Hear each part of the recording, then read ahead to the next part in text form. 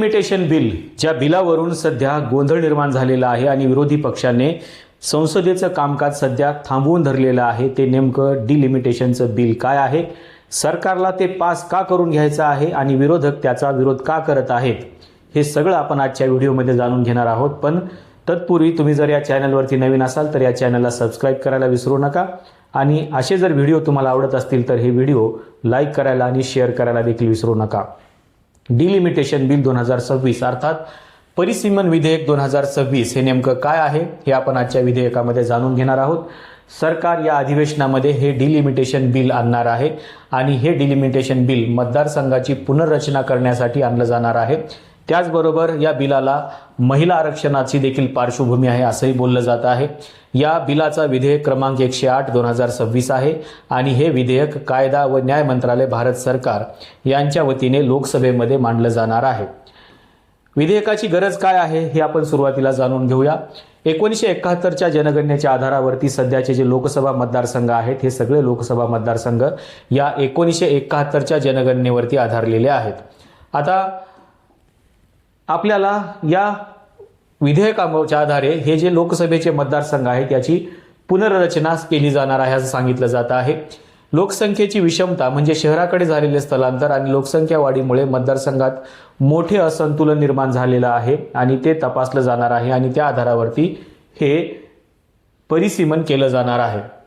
यामध्ये भारतीय संविधानाच्या कलम 82 आणि 170 अंतर्गत नवीन जनगणनेच्या आधारे पुनर्रचना मतदारसंघाची केली जाते आणि ती आवश्यक आहे असंही म्हटलं जाते आणि कायदे मंडळात महिलांना 33% आरक्षण देण्याच्या हेतूने देखील हे विधेयक आणलं जात आहे असंही बोललं जात आहे।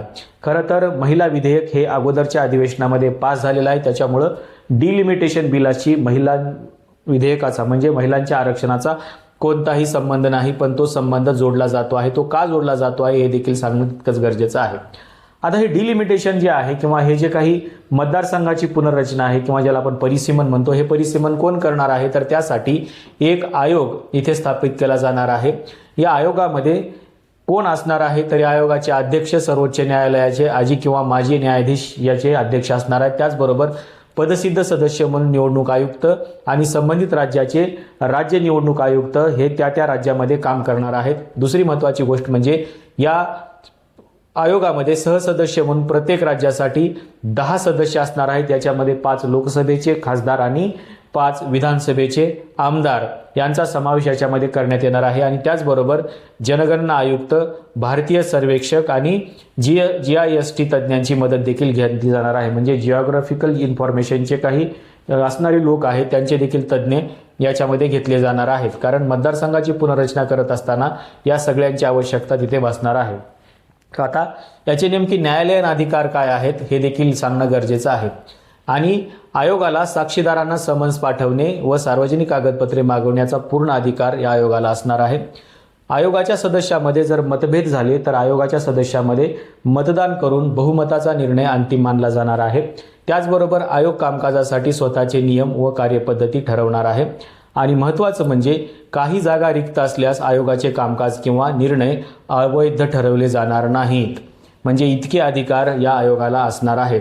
आता महिलांसाठी 33% आरक्षण द्यायचं या विधेयकामध्ये ते निश्चित करत आहेत, पण आता याच्यावरून खऱ्या अर्थानं गोंधळ झालेला आहे, कारण महिलांच्या आरक्षणाचा प्रश्न किंवा महिलांच्या 33% आरक्षणाचं बिल आणि हे डिलिमिटेशनचं बिल याचा अर्थार्थी काही संबंध नाही, कारण महिला आरक्षणाचं विधेयक हे अगोदर पास झालेलं आहे, त्याच्यामुळं याच्याशी काही संबंध नाही, पण तो जोडला जातो आहे।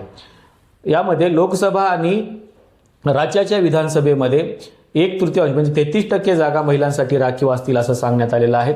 अनुसूचित जाती व जमातीसाठी राखीव जागामध्येही 1/3 जागा महिलांसाठी राखीव असतील असं निश्चित करण्यात आलेलं आहे।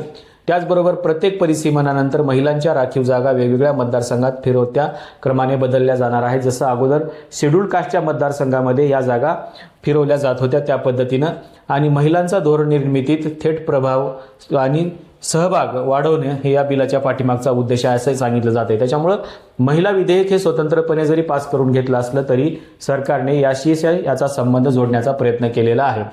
आता पुनर्रचनेचे मुख्य निकष काय आहेत तर प्रत्येक मतदारसंघ सलग आणि जोडलेला असावा असं एक त्यांचं म्हणणं आहे. म्हणजे जिओग्राफिकली तो कॉम्पॅक्ट असला पाहिजे असं त्यांचं म्हणणं आहे. त्याचबरोबर प्रत्येक विधानसभा मतदारसंघ एकाच संसदीय मतदारसंघाच्या हद्दीत असावा. दुसरी महत्त्वाची गोष्ट म्हणजे SC ST जागांचं जे वाटप आहे, ज्या भागात SC ST लोकसंख्येचं प्रमाण जास्त आहे तिथे राखीव जागा केंद्रित केल्या जातील असं देखील त्यांचं म्हणणं आहे. त्याचबरोबर प्रशासकीय सोयीसाठी त्यांनी रस्ते, वाहतूक आणि इतर प्रशासकीय सीमांचा विचार देखील हे डिलिमिटेशन करताना केला जाणार आहे. आता हे जे काही प्रसिद्धी आहे या विधेयकाची प्रसिद्धी ही भारताच्या राज्यांच्या राजपत्रात प्रसिद्ध केलं जाणार आहे. राजपत्रात प्रसिद्ध झालेल्या आदेशास कोणत्याही न्यायालयात आव्हान देता येणार नाही, ही गोष्ट महत्त्वाची आहे, लक्षात ठेवा. कारण डिलिमिटेशन केल्यानंतर जर समजा काही तुमचे प्रॉब्लेम्स असतील किंवा तुम्ही जर त्याच्यावरती ऑब्जेक्शन घेतलं तर निवडणूक आयोगाच्या किंवा या आयोगाच्या निकालावरती किंवा त्यांनी जे काही डिलिमिटेशन केलेलं आहे त्या डिलिमिटेशनवरच्या त्याला कोणत्याही न्यायालयामध्ये आव्हान देता येणार नाही, इतके अधिकार या विधेयकाच्या माध्यमातून देण्यात आलेले आहेत. अंतिम आदेश प्रसिद्ध झाल्यानंतर होणाऱ्या पुढील सार्वत्रिक निवडणुकीपासून नवीन रचना लागू होईल असं त्यांचं म्हणणं आहे. आता परिसीमन कायदा 2002 म्हणजे अगोदर जे काही परिसीमन झालेला आहे तो कायदा हा कायदा लागू झाल्यानंतर रद्द होईल. म्हणजे अगोदरचं जे परिसीमन होतं ते परिसीमन हा कायदा लागू झाल्यानंतर रद्द होणार आहे असं सांगितलं जात आहे.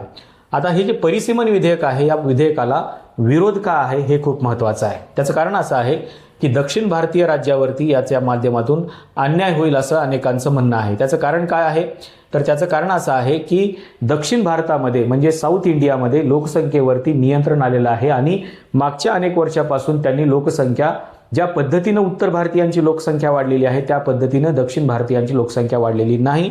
त्याच्यामुळं हे जे विधेयक आहे हे विधेयक लोकसंख्येच्या प्रमाणावर भाष्य करतं.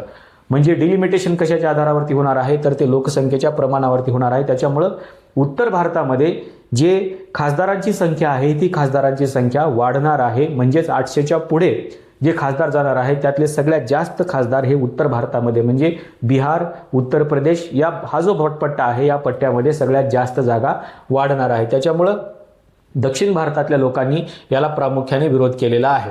दुसरी महत्त्वाची गोष्ट म्हणजे महिला आरक्षणाची अट याच्यामध्ये टाकलेली आहे आणि परिसीमन जोडल्यामुळे महिलांच्या राजकीय आरक्षणाला अनावश्यक विलंब होत असल्याचा त्यांनी आरोप केलेला आहे. त्याच्यामुळं विरोधी पक्षाचं म्हणणं आहे की सध्या ज्या जागा आहेत म्हणजे जे काही 544 जागा आपण त्याला म्हणतो तर ह्या सगळ्या जागा किंवा 545 जागा ज्या आहेत त्या जागेवरती महिला आरक्षण अगोदर लागू करावं असं विरोधकांचं म्हणणं आहे. पण सरकार म्हणते की डिलिमिटेशन झाल्यानंतर त्या डिलिमिटेशनमध्ये वाढलेल्या ज्या जागा आहेत त्याच्या आधारावरती 33% आरक्षण द्यायचं आहे.